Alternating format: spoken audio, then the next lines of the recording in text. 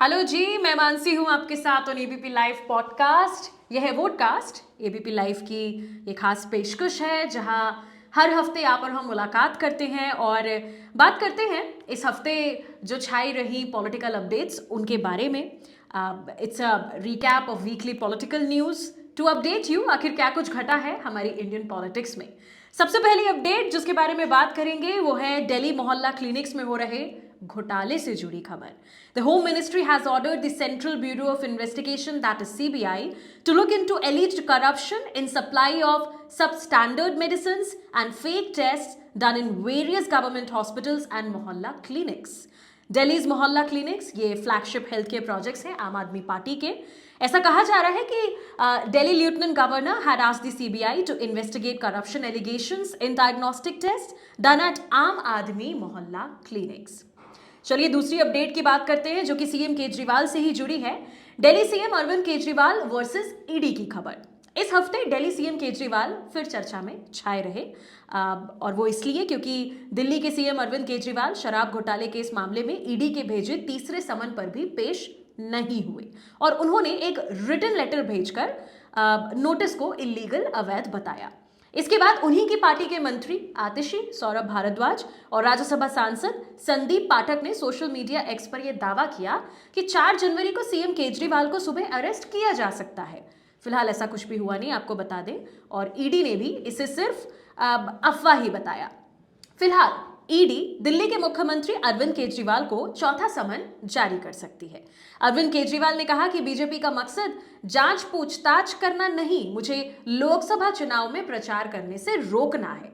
आपको बता दें कि शराब घोटाले को लेकर केजरीवाल पर 5 आरोप लगे हैं। वो 5 क्या आरोप हैं ये मैं आपको बताती हूँ। पहला तो ये है कि ईडी के मुताबिक जांच में सामने आया कि शराब माफिया से आम आदमी पार्टी को 338 करोड़ रुपए मिले हैं। पार्टी के मुखिया अरविंद केजरीवाल हैं, इसलिए उनसे पूछताछ जरूरी है। दूसरा आरोप ये लगा है कि आबकारी घोटाले के आरोपी समीर महेंद्रू ने बताया कि उसकी मुलाकात केजरीवाल से हुई थी। तीसरा आरोप ये लगा है कि नई एक्साइज पॉलिसी को लेकर केजरीवाल के घर में बैठक हुई थी। चौथा आरोप केजरीवाल की मंजूरी से मुनाफे का मार्जिन 6% से लेकर 12% हुआ। और आखिरी यानी 5वां आरोप ये लगा है अरविंद केजरीवाल पर कि नई एक्साइज पॉलिसी को लेकर सीएम ने कैबिनेट बैठक बुलाई थी। इसी के साथ आपको यह भी बता दें कि अरविंद केजरीवाल की ही तरह झारखंड के CM Hemant Soren he also skipped all the 7 summons of ED.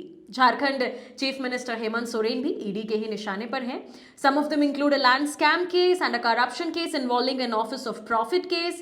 माना जा रहा है कि हेमंत सोरेन की गिरफ्तारी के लिए ईडी अदालत से वारंट की मांग भी जल्द कर सकती है। मीडिया रिपोर्ट्स के मुताबिक ऐसे कयास लगाए जा रहे हैं और ऐसा कहा जा रहा है कि हेमंत सोरेन अपनी पत्नी कल्पना सोरेन को सीएम पद की जिम्मेदारी सौंप सकते हैं। चलिए आगे बढ़ते हैं। अगली अपडेट में बात करते हैं ईडी पर हुए हमले की। यहां ईडी पर हमला हुआ। ईडी की टीम उत्तर 24 परगना जिले के संदेशखली गांव में राशन घोटाले के केस में तृणमूल कांग्रेस के नेता एसके शाहजहां शेख के घर छापेमारी करने पहुंची थी। तभी वहां पर करीब 200 लोग आ गए और ईडी की टीम पर हमला कर दिया। भीड़ ने ईडी अफसरों के साथ आए केंद्रीय सुरक्षा बलों की गाड़ियों में भी काफी तोड़फोड़ की है। बताया तो ये भी जा रहा है कि टीम में ईडी के असिस्टेंट डायरेक्टर भी थे। हमले में घायल हुई ईडी की टीम के जो मेंबर्स थे उन्हें कोलकाता के ही एक हॉस्पिटल में ट्रांसफर कर दिया गया है। इस हमले पर अब जो जिसने बयान दिया वो भी मैं आपके साथ शेयर करती हूँ। टीएमसी सांसद शांतनु सेन का ये कहना है कि केंद्रीय बलों से घिरे केंद्रीय जांच एजेंसी के अधिकारियों ने स्थानीय लोगों को भड़काया, इसलिए लगातार जवाबी रिएक्शंस होते रहे हैं। असल बात यह है कि भारत की जनता रोजाना दिल्ली से तैयार होने वाली इस तरह की गहरी साजिश को देखकर निराश है। वहीं अब कांग्रेस सांसद अधीर रंजन चौधरी ने कहा कि ईडी अधिकारियों पर सत्तारूढ़ सरकार के गुंडों के हमले के बाद ये तो क्लियर है कि राज्य में कोई लॉ एंड ऑर्डर नहीं है। आज वे घायल हुए हैं, कल उनकी हत्या भी हो सकती है। ये मेरे लिए कोई आश्चर्य की बात नहीं होगी। चलिए बात अगली अपडेट की करते हैं और अगली अपडेट में भी बात हम दिल्ली की करेंगे। दिल्ली के राज्यसभा सांसदों का टेन्योर 27 जनवरी को खत्म हो रहा है। इन सीटों पर 19 जनवरी को इलेक्शंस होने हैं। इससे पहले आम आदमी पार्टी ने तीनों सीटों पर अपने उम्मीदवारों का ऐलान कर दिया। नॉमिनेशन की आखिरी तारीख 10 जनवरी है। आम आदमी पार्टी की जो पॉलिटिकल अफेयर्स कमेटी है इन्होंने राज्यसभा चुनावों के लिए दिल्ली महिला आयोग की अध्यक्ष स्वाति मालीवाल को उम्मीदवार बनाया है और इसके अलावा संजय सिंह और एनडी गुप्ता को उनके दूसरे टेन्योर के लिए राज्यसभा सांसद के रूप में ही जारी रखने का डिसीजन किया है। अगली अपडेट में बात हलाल सर्टिफिकेट प्रोडक्ट्स की। आपको याद तो होगा ही कि यूपी में पिछले ही साल नवंबर 2023 में हलाल सर्टिफिकेट वाले प्रोडक्ट्स पर रोक लगा दी गई थी। अब सुप्रीम कोर्ट ने इस पर जवाब मांगा है।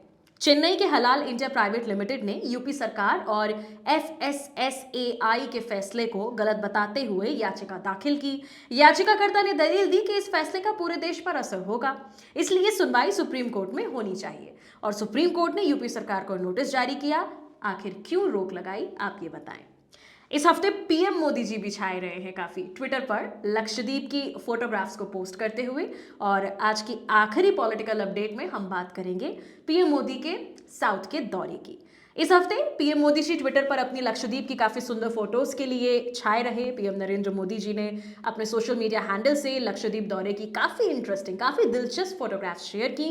उन्होंने कहा कि इस दौरान कहा कि उन्होंने स्नॉर्कलिंग की भी कोशिश की।